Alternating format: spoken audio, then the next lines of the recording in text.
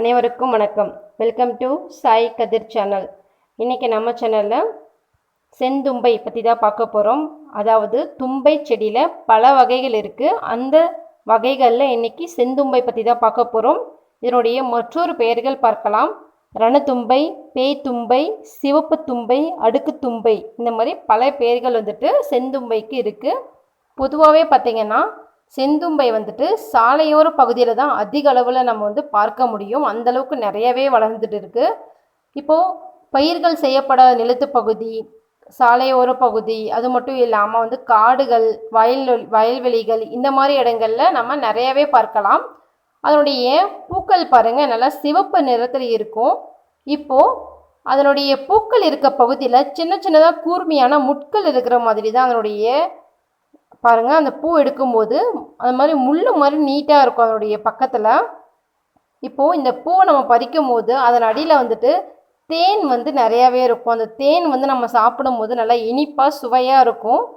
அது மட்டும் இல்லாமல் இப்போது செந்தும்பை பயன்படுத்தி நம்ம எந்த மாதிரி பிரச்சனையெல்லாம் நம்ம சரிப்படுத்த முடியும் அப்படிங்கிறத பற்றி கண்டிப்பாக பார்க்கலாம்.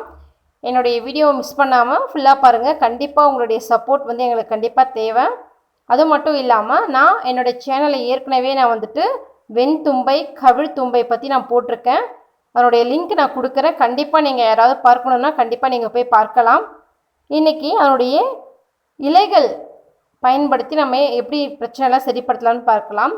சிவப்பு தும்பையினுடைய இலையை பயன்படுத்தி நமக்கு ஸ்கின் ப்ராப்ளம் எதனா இருந்ததுன்னா நம்ம கண்டிப்பாக சரிப்படுத்த முடியும்.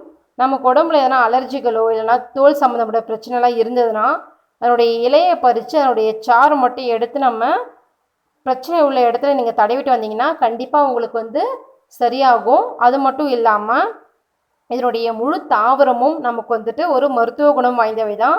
அதனால் கண்டிப்பாக இதனுடைய முழு தாவரமும் நீங்கள் பயன்படுத்தலாம்.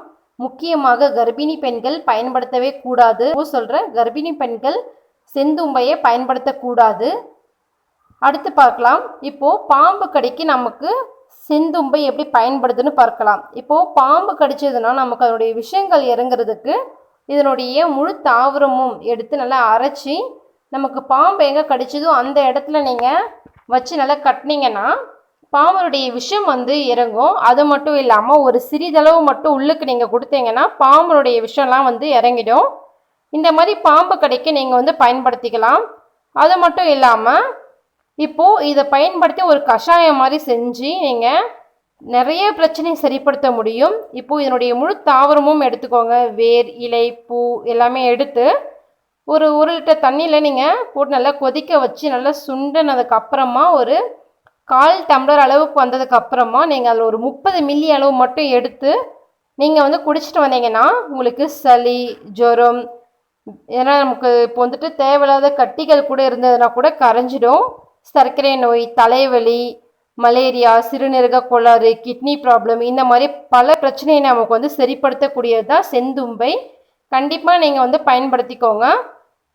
அது மட்டும் இல்லாமல் இப்போ உங்களுக்கு வெட்டு காயங்களோ வீக்கமோ இல்லை எதனா அலர்ஜிகளோ அப்படின்லாம் தோல் சம்மந்தப்பட்ட பிரச்சனையோ எதனா உங்களுக்கு இருந்ததுன்னா நீங்கள் இதனுடைய இலையை மட்டும் பறித்து நல்லா அரைச்சிக்கோங்க. அரைச்சிட்டு நீங்கள் எந்த இடத்துல நமக்கு பிரச்சனை இருக்கோ அந்த இடத்துல நீங்கள் 10 மாதிரி போட்டுட்டு வந்தீங்கன்னா தொடர்ந்து உங்களுக்கு கண்டிப்பாக வீக்கங்கள்லாம் சரியாகிடும். வெட்டு காயங்களுடைய புண்கள்லாம் குணமாகும். அது மட்டும் இல்லாமல் நீங்கள் இந்த மாதிரி ஒரு நாளைக்கு ஒரு முறையாக நீங்கள் பயன்படுத்தினீங்கன்னா கண்டிப்பாக உங்களுக்கு இந்த பிரச்சனை எல்லாமே சரியாகும். பாருங்கள், அந்த பூ பார்க்கவே எவ்வளோ அழகாக இருக்குது. நீங்கள் இது சாதாரணமாக நீங்கள் ஒரு வண்டியில் போகும்போது கூட ரோட்டோரம் சாலையோர பகுதியெலாம் பார்த்தீங்கன்னா நிறையாவே இருக்குங்க. தும்பை அப்படின்னாலே ரொம்ப பெரிய செடியாக வளராது. ஆனால் செந்தும்பை மட்டும்தான் ஒரு 10 அடி அளவுக்கு வளரக்கூடியது. நீங்களே பாருங்கள், அந்த அளவுக்கு இதில் மருத்துவ குணங்களும் நிறைஞ்சி இருக்குது. என்னுடைய முழு தாவரமும் நீங்கள் பயன்படுத்திக்கலாம். கண்டிப்பாக இதை நீங்கள் பயன்படுத்தி நீங்களும் பயன்கள் பெறுங்க.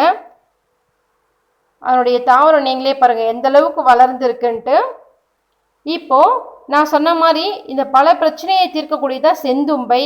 வாதம், பித்தம், கபம், சளி, மஞ்சள் காமாலை, இந்த மாதிரி இன்னும் நிறைய பிரச்சனை இருக்குங்க. இது எல்லாத்துக்குமே நமக்கு செந்தும்பை நிறையவே பயன்படுது. நீங்களும் பயன்படுத்திக்கோங்க.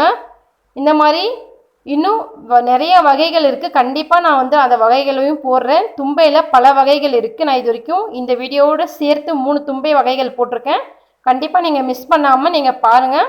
என்னுடைய வீடியோ உங்களுக்கு பிடிச்சிருந்தா லைக் பண்ணுங்கள், ஷேர் பண்ணுங்கள், கமெண்ட் பண்ணுங்கள். நன்றி, வணக்கம், சாய்ராம்.